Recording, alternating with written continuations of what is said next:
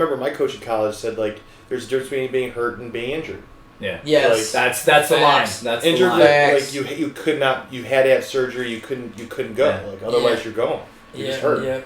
I am happy to see that mentality's going out of the window a little bit. I mean, there's still, you're still expected to push through certain things, but I see, especially in wrestling, like at the college level, a lot of it's about like, hey, like, like come in and grind, but like take care of yourself. Right. Yeah, make sure. Yeah, exactly. Yeah. I mean, I think a lot of sports are doing that. Like even football, you see that. Like they're not playing preseason. Like the stars don't playing preseason. Yeah, you gotta manage somebody's health that way. Otherwise, they're not gonna be able to walk by the time they're done. For sure. There's been no rhythm to like that rhyme for a long time, man. And I don't know. I think science is kind of picking up a little bit too as well. And it's, to be a coach, you have to be at least a little bit savvy in that area, at least now, because you're gonna burn your kids or your athletes out, man.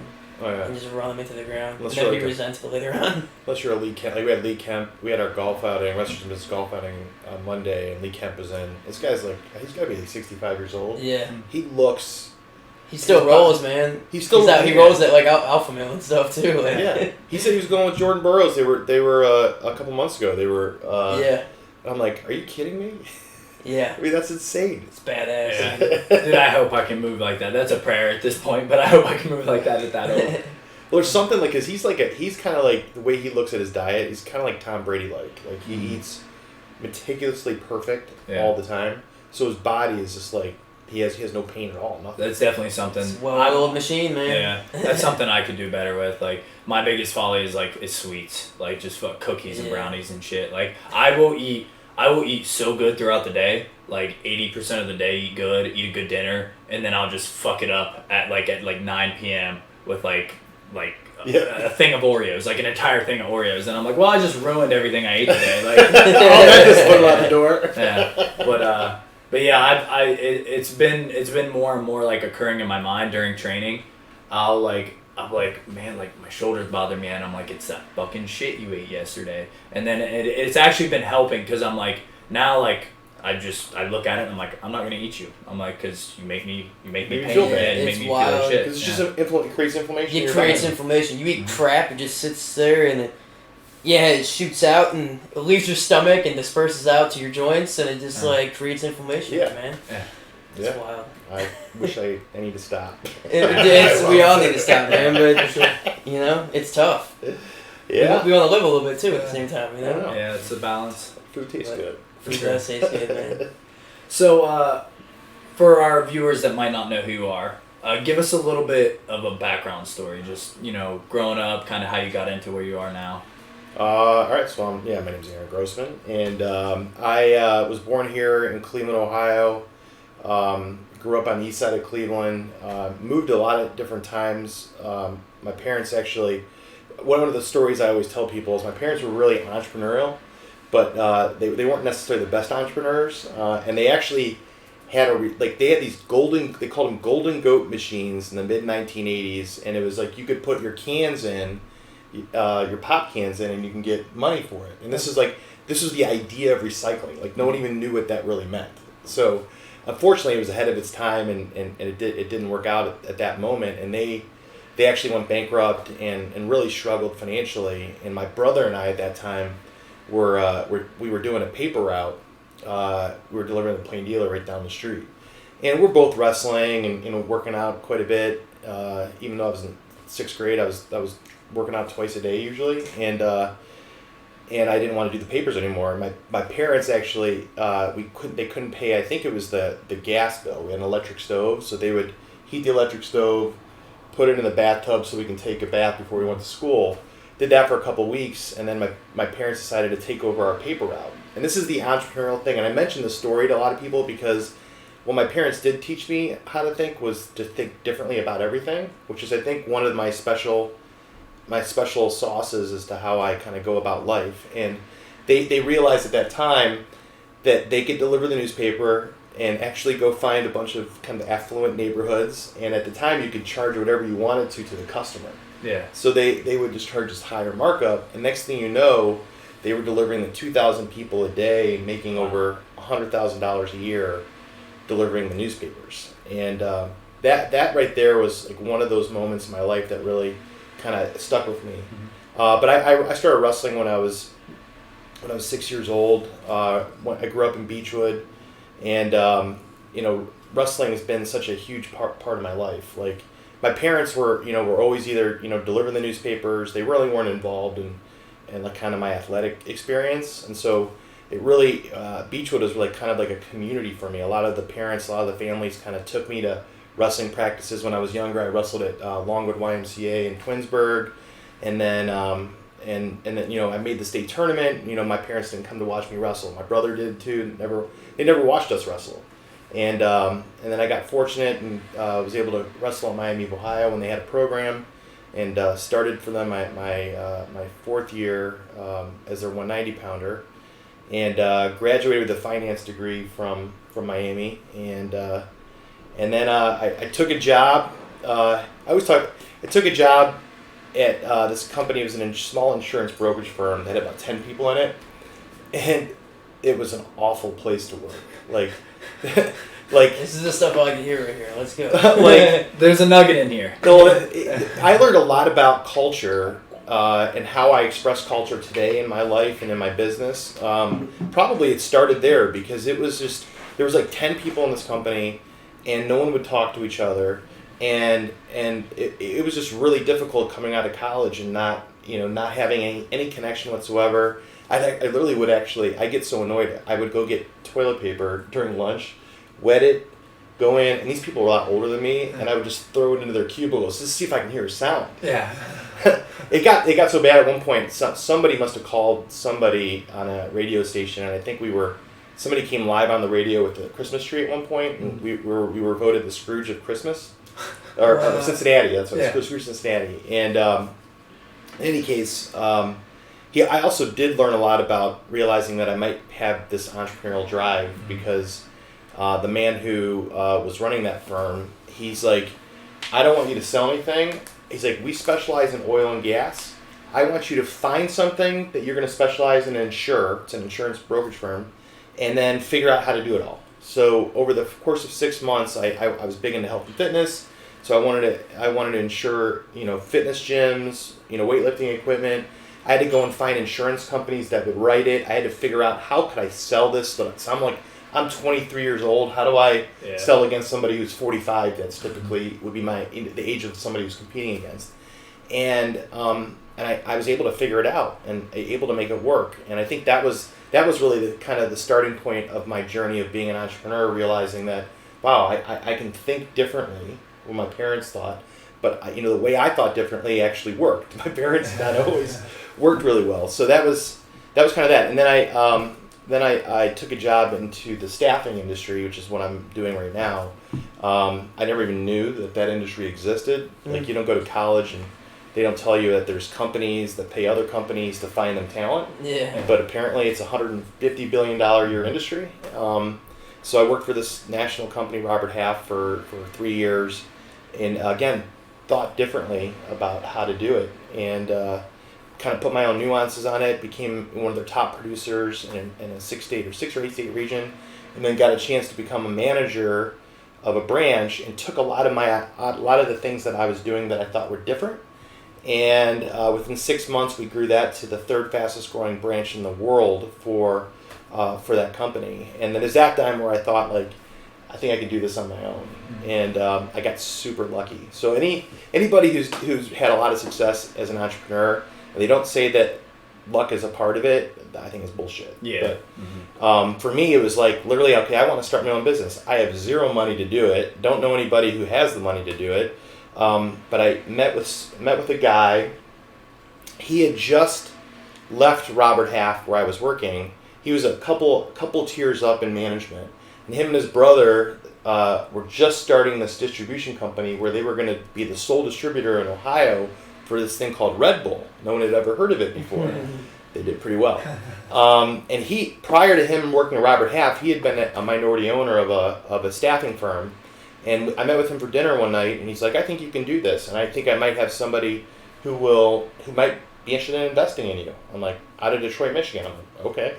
Well, I don't know how to do a business plan or anything. I don't know how to do any of that stuff. I had an Excel spreadsheet and drove up to Detroit, Michigan on a Saturday morning to meet this man. His name's George Morales.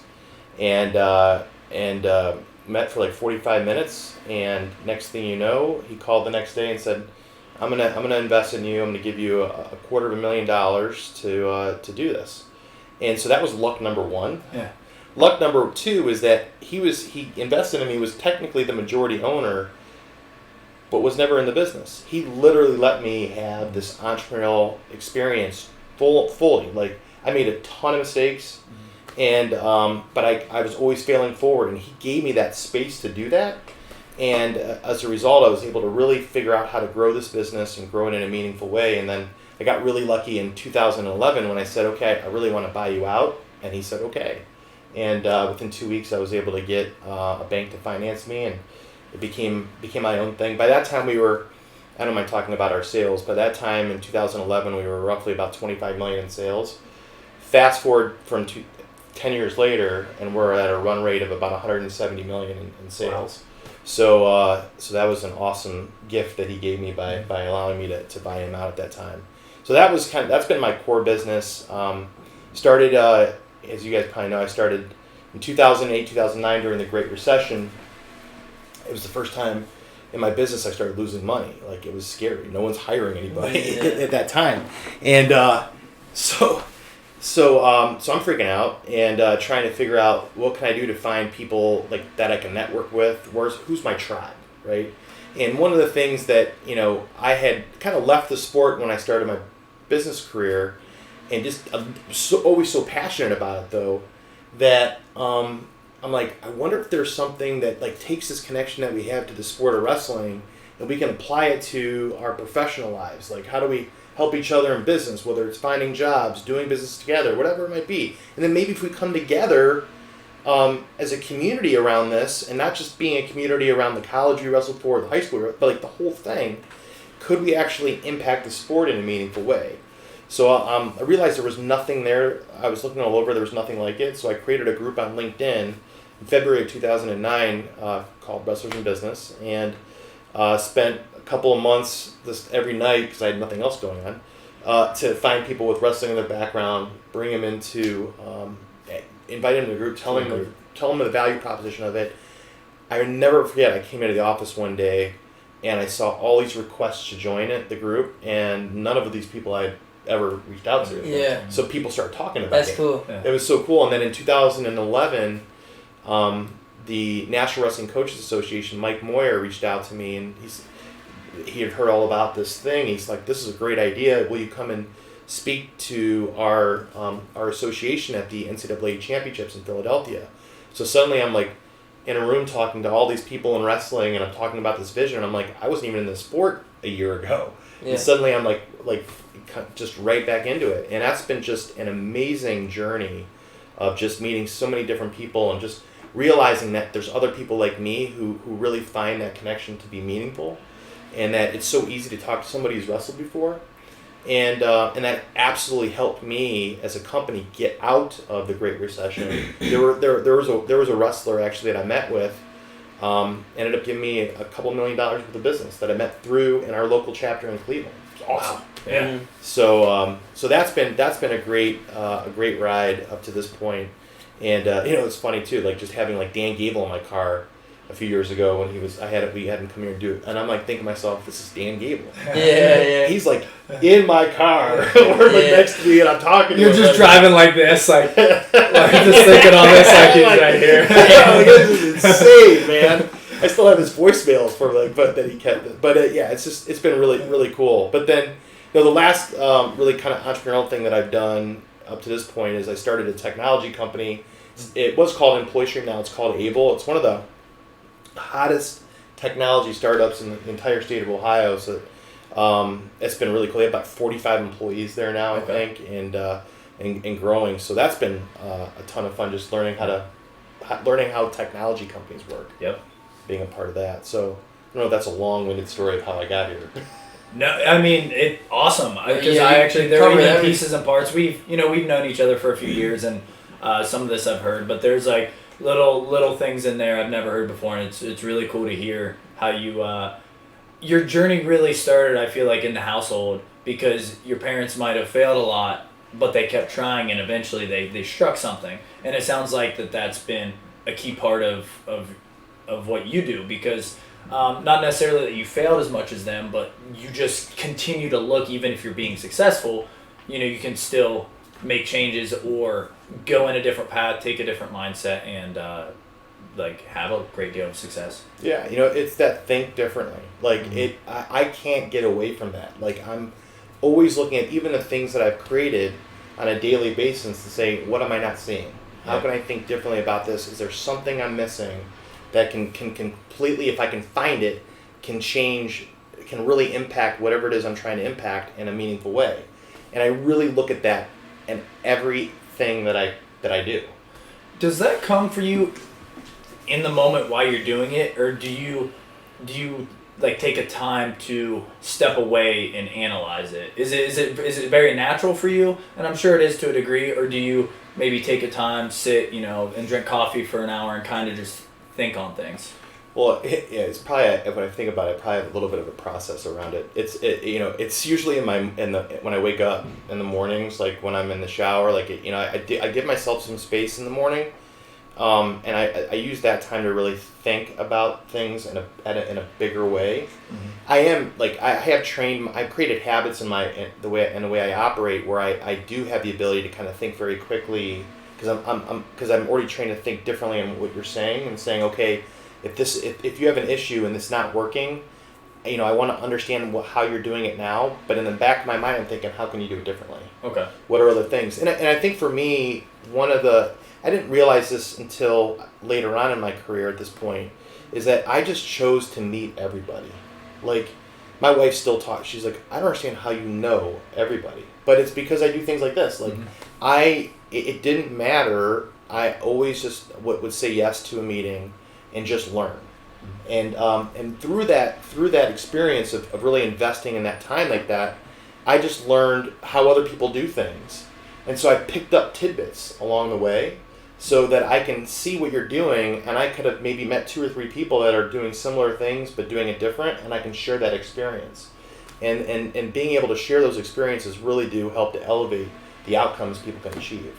Okay. Yeah. It reminds me of a book, Steal Like an Artist, by Austin Kleon, where he talks about you being an original person and having original processes and things is really just, it's a culmination of your environment and the people you meet, and it sounds like you're like a prime example of that. What makes Aaron Grossman is you just picking and choosing things, and it ends up being unique because it's from all these different segments, which we all do it. I mean, that's really how we all become people. But you meeting so many different people in so many different segments, you're just accumulating either little skills or little habits, and it's just it's changing your life, which is awesome. Yeah, nonstop. When I think about my childhood, because I really was very fortunate that there's a community of people who were kind of saw potential in me or whatever, and kind of helped me. Where my family might have not been there in that moment. That kind of instilled that habit of using your community to get to where you want to go, really leveraging. It's iron sharpens iron in a lot of ways, and I've used the communities that I belong to and that I'm a member of to help me with that. And an organization that I joined several years ago called the Entrepreneurs Organization is literally, their design is to do that. Their mission is to engage leading entrepreneurs to learn and grow, and it's all about sharing experiences. It's all like-minded people doing similar things and being willing enough to share everything so that people can learn from it. It's awesome. Do you know Dave Moore? Yeah. Dave's my business mentor. Yeah. Yeah, so awesome I've known Dave for, he's awesome. He always talks about EO. And I was, a few years ago, right before I started fighting, I was like, can I just tag along? I was like, can I be like your little EO, junior? Because there's a, process behind joining and being able to be a part of it. I'm like, because think if maybe even if the group just allows almost like an internship type thing, and maybe they have it, I don't know, to where these younger entrepreneurs could be involved, that sparks the next set of EO members. They do have something that's called the Accelerator Program, but you already have a business where it's $250,000 to $1 million, and then they hope to graduate that. So they do have something. Yeah. And then they have a GSEA program. I still believe they have it, where it's but it's more geared towards, I think, high school and college. Mm-hmm. and it's similar stuff there. Okay. So they have some kind of ecosystem around that. Cool. Yeah. Do you have any questions, Drew? No, I think it's cool, man. Yeah. I think you're just you're a ball of experiences, and you've never I guess you've never turned down it sounds like you've never turned down an opportunity to meet new people and whatnot, and you don't know what you can get from it, so you might as well do it. Yeah, you never know, and I think wrestling for me was just like such a great training ground to think like. I've talked about this a lot with a few people in the last week. Just how when you can transfer or transition what you learned in the sport of wrestling to the other aspects of your life, right? It's incredible. Like my high school coach, coaches literally, absolutely made me feel like I was Superman. I still feel I'm Superman because I wrestled, and I know that most people haven't, and therefore you don't have the mindset that I have. Right. When I want to go and accomplish something. I absolutely believe that. I know that the people around me believe that. I believe that. Right. Because I'm just built that way. Right. I think I'm picking up on it's a certain mindset where you believe wherever you're put, you're going to figure it out and you'll learn it and you probably excel at it, But like at the end of the day, sometimes you don't want to do everything, but like you do have the mindset wherever you go though, I'm going to succeed, just because I have gone through such the gutter with a sport like wrestling, Oh yeah, my first job in staffing, I'll never forget. Because I really did tell myself, I said for 6 months, I'm just gonna absolutely listen to everybody. I'm not gonna I'm just gonna listen. I'm gonna do what they're telling me to do, and I told myself that just like wrestling, like in wrestling, I don't think most of us don't start out in wrestling, whether it's when they're younger or a little bit older, whatever it is. You're probably not starting out winning every single match. Right. So you learn, I learned that losing is a part of that process. Failure is a part of the process. It doesn't stop me. It's actually an opportunity for me. Because that failure is the best opportunity for me to reflect on what I didn't do or what I can do to fail forward in that moment so that I can not fail the next time over. And you rinse and repeat that mindset and you start creating habits around that and you keep practicing. And eventually you're going to get to where you want to go. So I've always said to myself, whenever I go into something new, it's going to be terribly uncomfortable. More than likely, I'm not going to be really successful at it at first. It's okay. I'm just going to do exactly what I've done since I was a little kid when I started wrestling. And I'm just going to keep practicing, reflecting, and moving forward. And eventually, to your point, I'm going to be great at it. I know I will. Yeah. It'll come, man. Wrestler's no diligence, dude. And I can hear it in what you've done. Yeah, there's the discipline you learn, the perseverance you learn. So many people especially today, they want things handed to them. Yeah. It's tough. With my kids, just making sure that they understand that you got to work for what you want. For sure. It's never gonna get handed to you. How old are your kids? So we have a blended family of 5. So there's a 22-year-old. Everybody's having a birthday now, so let's give them their birthdays. So 22, 19, 16, 14, and 12. Okay. Did any of these individuals wrestle as well, or my 16-year-old wrestles? Okay. And he's I wish he loved it more. Yeah. Because he's really talented. Right. But it was last year was it was a really scary moment. But actually I don't know if he understands how much he inspired me in that moment. He had COVID. And he had it for a full 2 weeks. And he's 15 years old. He's a freshman. And he comes back. He makes the starting lineup. So he's got his first varsity match he's ever wrestling in. He's a 160-pounder. So he's a bigger kid. Mm-hmm. And he's winning 18-5 with 3 seconds left. I mean, he had a minimal couple weeks of practice after COVID. And then with 3 seconds left, he literally just dropped to the mat, wasn't breathing. We thought he was dead. And then they thought at first it was sudden cardiac arrest, but he doesn't even remember wrestling. But wow. When the doctors went through a couple of months of tests, his cardiologist and everything, and they found out that it wasn't his heart, that he literally what they believe is that he just worked himself to the point where his body stopped, which it's very uncommon. You see it with ultra marathoners and stuff like that, but his body he just stopped.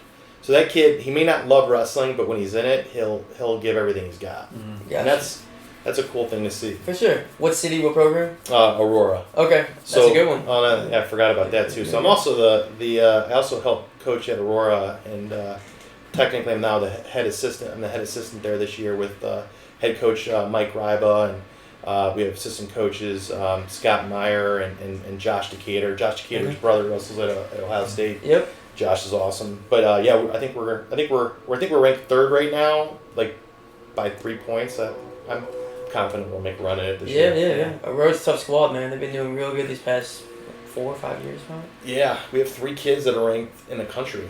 Nice. We just had one transfer back from Wyoming Seminary, Ty Lillard. He's ranked 11th at 170. We got Dylan Fishback, who's going to be wrestling who's number 1, September 18th. Awesome. He's ranked number 2 in the country. I don't know if you guys still watch wrestling a lot, but he just won the junior national title, and he wrestled Seth Shoemate down in Columbus. It was like he actually went up to want to wrestle him, and it was the coolest thing. Like, wow. He hit a 5-pointer. Like he hit the single, and it was like all this like just it wasn't like a design move. Like he hits a single, gets him up in the air, and then runs out of bounds and jumps out of bounds and gets the 5-pointer coming down. Oh wow! And then he ended up pinning him at the end. So it was good for him. Really cool. He's awesome. And then we had Cody Cuervo, who was an All-American at Fargo, and he's ranked 12th at 113. So nice. Yeah, it's pretty cool. Nice, man. So that's a lot of fun. Like that's a lot of fun, man. I always told myself like, the joke was early on in my business, because I always said like I'm gonna run this business for a few years and I'm gonna sell it and I'm gonna be a high school wrestling coach. That was my dream job. Yep. And the reason why it was my dream job is that in high school I came in with a ton of like I was a really good wrestler. And I don't know I still don't know exactly what happened. Like something got into my head. I don't know if it was a book I read or whatever, and it messed me up. Like I got into a match and I could not. It was like a Chuck Knobloch, if you ever heard of him. He was an all-star second baseman for the Minnesota Twins, I believe, or the Yankees, one of them. And he was an all-star, and then suddenly he couldn't throw the ball to first.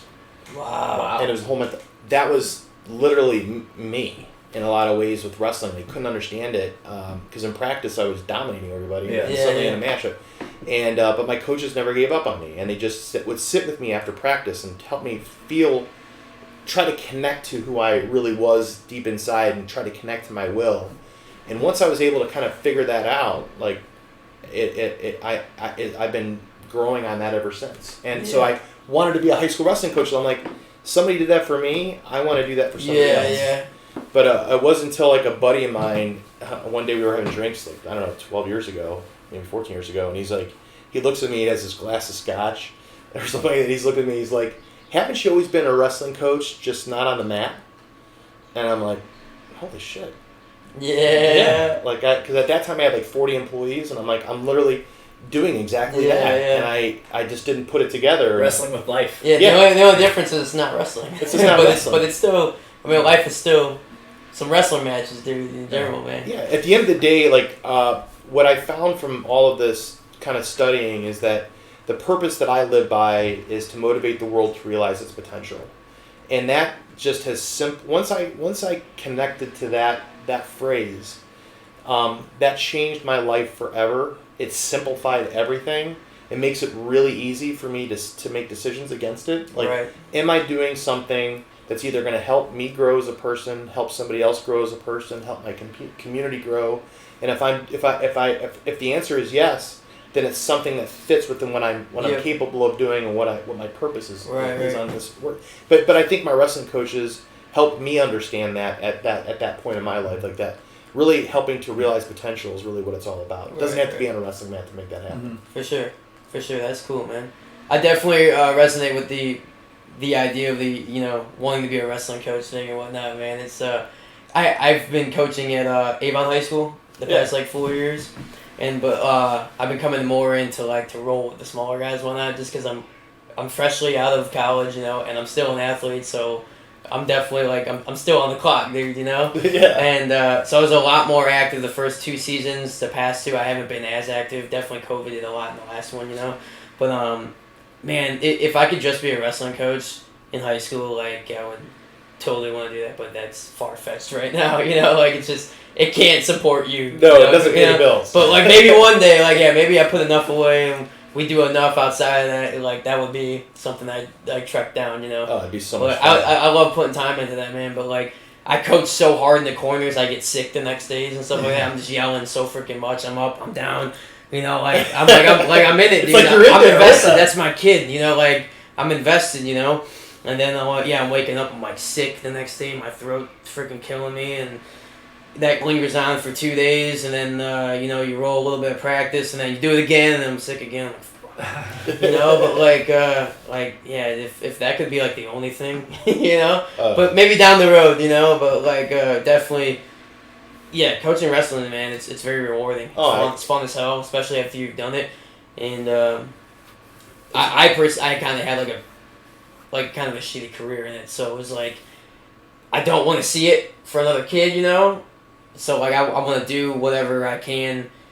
Or talk whatever way I need to, you know, so I don't see that, you know. Oh yeah. Repeated, you know. Yeah, it's funny you say that. Like, so I was very my first year of volunteer coaching 4 years ago.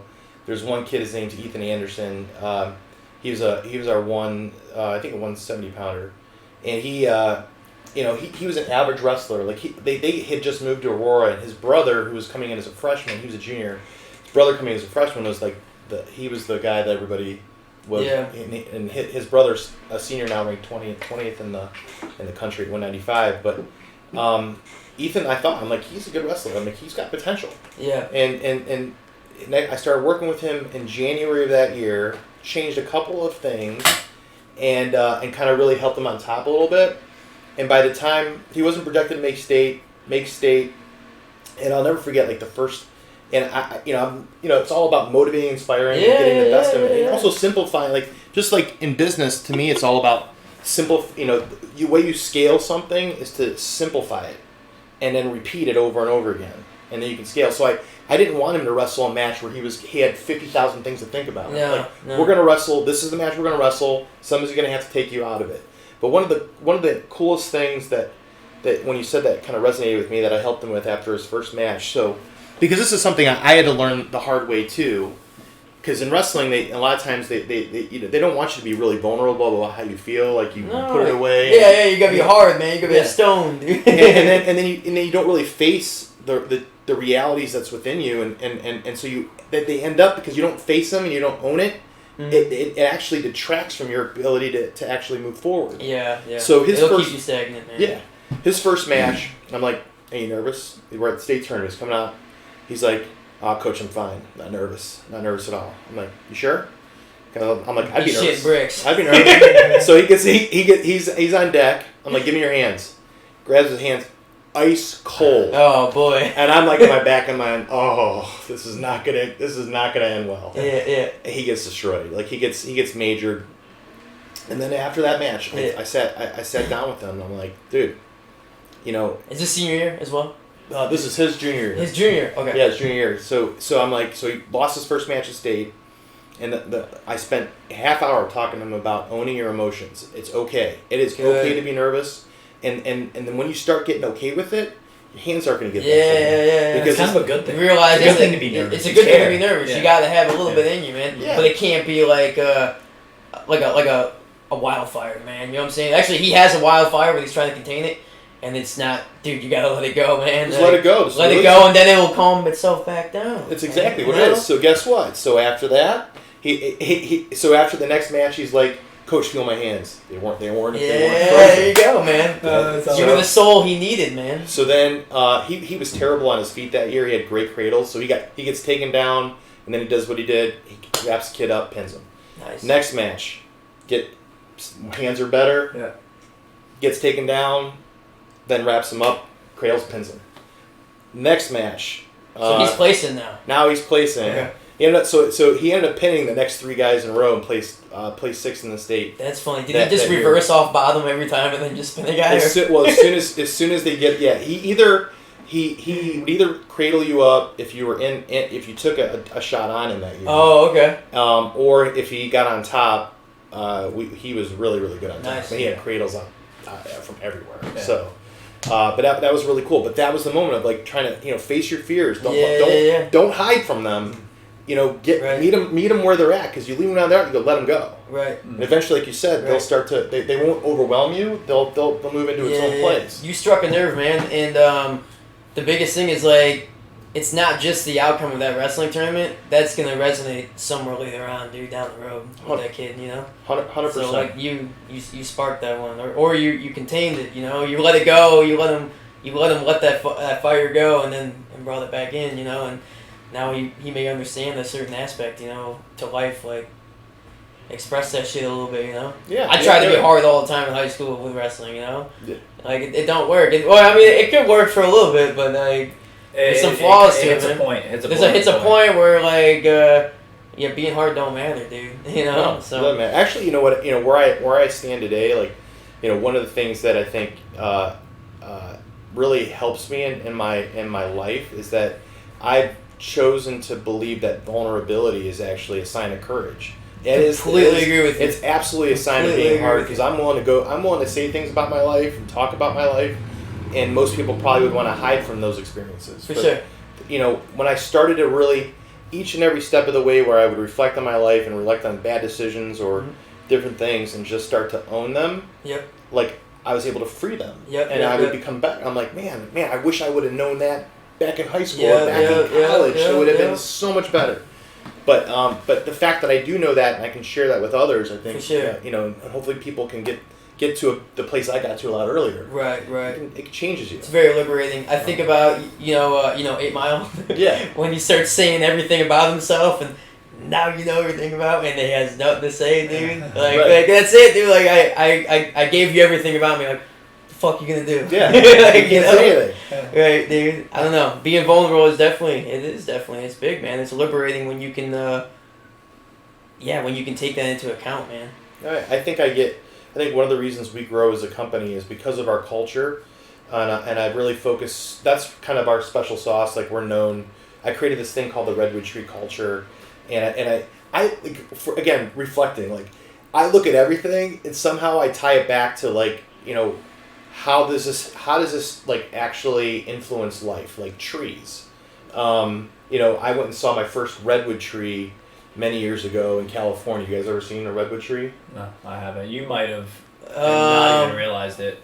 I may have and not realized it. like a trunk of this thing is a lot wider than this whole room. Oh yeah. Wow. That's how it's big. It's wider. It's huge. And I'm like going through this forest one day, saying, "Oh my God, this looks like something I'm in a comic book or something. This is crazy." Mm-hmm. But the way my mind works, I'm thinking differently. I'm like, well, why is that tree? What's going on here? Why does that tree grow here in the Pacific Northwest, San Francisco, but it doesn't grow in Cleveland, Ohio, where we're at? Why does it not do that? And it's because the environment isn't conducive for that. Yeah. So then you start thinking about your life, and in business, we talk about culture being about core values, and for me as an entrepreneur, those core values really start with the essence of who I am. Yeah. Right. And I thought about this redwood tree thing, and I'm like, okay, so what if the roots of a tree are just like the core values in a business, or the core values that we all live by as human beings? Because we all have our own set of values, whether you know it or not.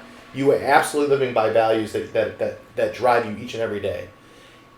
But if you don't have the right environment, if you're not surrounding your values or your business's values in the right environment to support your roots, they're never going to grow into that redwood. For sure. So my whole thing was about creating this whole infographic, having the roots of our tree be as our core values, but then really thinking about what is the air and nutrition that needs to be supporting and feeding these values so that we can grow a redwood tree anywhere in the world.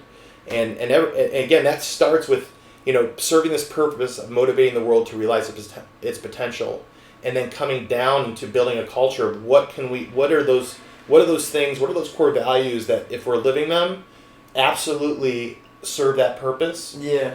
And then what is that right environment to help those values do that so that we can serve that purpose. And again, to me, it's, as I said earlier, it's about simplifying things. And I simplified culture, for me at least, where it makes it really easy for me to know what actions I'm taking. Does it serve my values? Is it who I am? Am I creating am I always looking at our environment, making sure that I'm surrounding myself with the right environment to help me grow? And I think all of us have gone through this iteration. Like I've definitely gone on different paths for my life. I've made some bad choices at times, and But as I continue to think and learn more about myself, I then began to surround myself with people who I thought could help me support my values, so that I can actually start becoming who I wanted to be as a human being. And it worked. Yeah, you can have all the tools of being in the wrong environment, and it don't matter, man. Your value, you're not going to grow. You're not going to grow, man. No.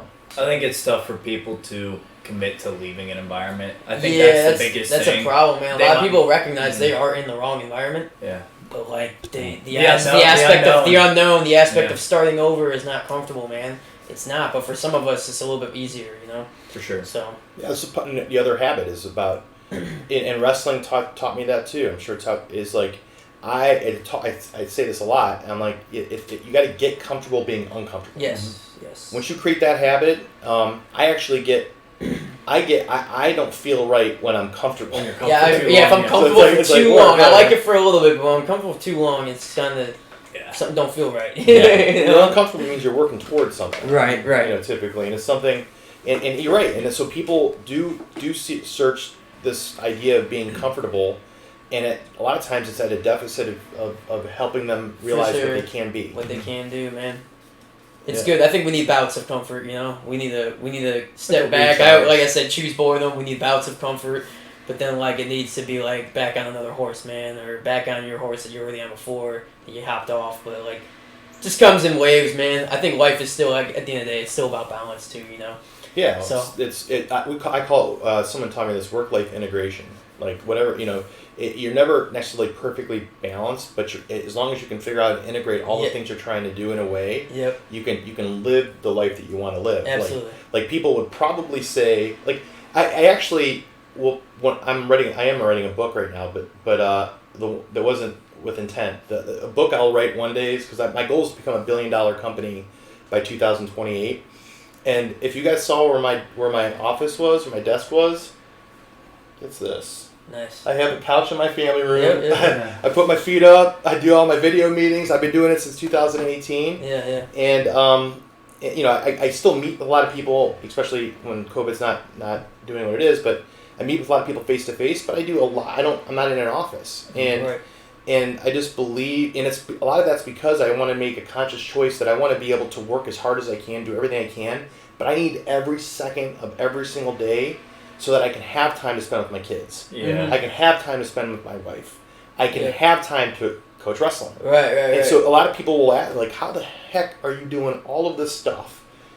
And you're still doing all that. How do you do all of that? And it's really because I'm just so mindful of my time, and I'm just purposeful with it.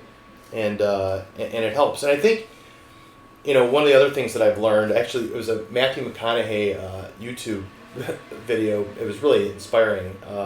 But he talks about something that really resonated with me, and because my wife was always asking me, aren't you happy? Are you happy? And I've never understood what that really means. I don't know what what happiness is. And in his video, he talks about that there is really no such thing as happiness, where you're in this state of happiness. Yeah. It's instead he focuses on those moments of joy. Yes. And that's really that I was yes, because it's those, when I'm in an uncomfortable state, which is most of the time, I'm absolutely searching for those moments of joy. But as soon as I get that moment of joy, I'm back onto being uncomfortable and trying to get to the next place. I'm never necessarily just happy. I'm joyous. I'm happy in that joyous moment. For sure. But other times I'm really focused on just getting to that next level, that next opportunity to find joy. Yep. Yeah. That's reality, though, man. Yeah. That's reality. You don't just you don't sit in happy. You don't just achieve happiness and just sit there.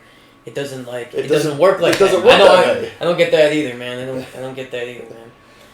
So I think we probably already hit on a few different ways, but we'll round it up with asking, what do you feel like makes you hard to kill?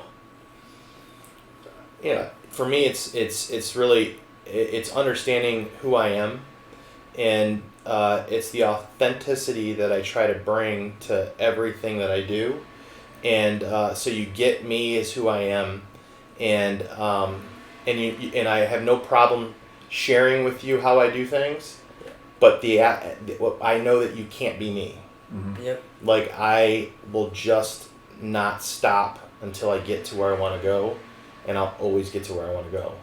But it's that willingness to kind of, because I'm willingness to be authentic and share myself and share my experiences, I get the same, I believe in the idea of giving. Mm-hmm. There's this book that really resonated with me a few years ago by Adam Grant. I think it's called Givers and Takers, or Give and Take, something like that. But it really kind of scientifically explains that there's 3 types of people in this world. And there's the takers, which are roughly about 10% of the population, and these are people who absolutely have an intent to take from somebody. Yeah. That they're, we know those kind of people, right? Mm-hmm. And then you have the bulk of humans are matchers, and they'll give, but there's absolutely an expectation. Yeah. You're gonna give Conditional. 1-to-1, yeah. Yeah. If I give you, if I send you a birthday card, I'm expecting you in return to say thank you. Yeah. That's a simple way of talking about a Everything's matching a behavior. transaction, dude.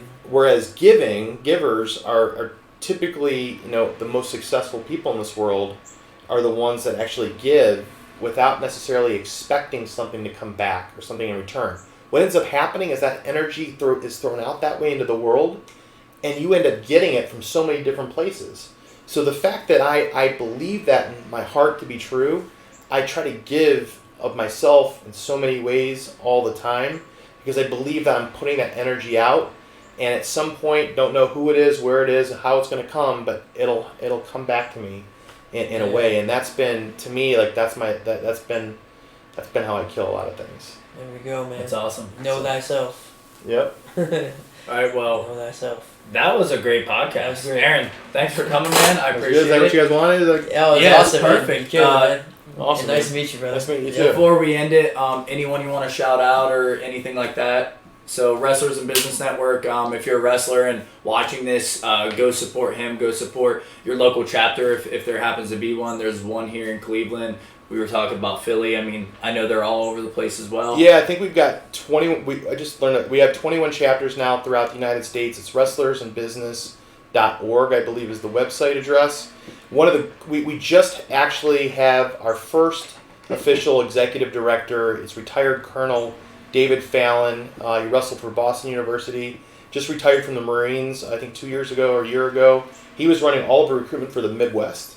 And what he's doing, I'm like super excited about this. I wish it was there when you were in college and stuff like that. But he's already got commitments from 80 colleges, 80 wrestling programs in the country.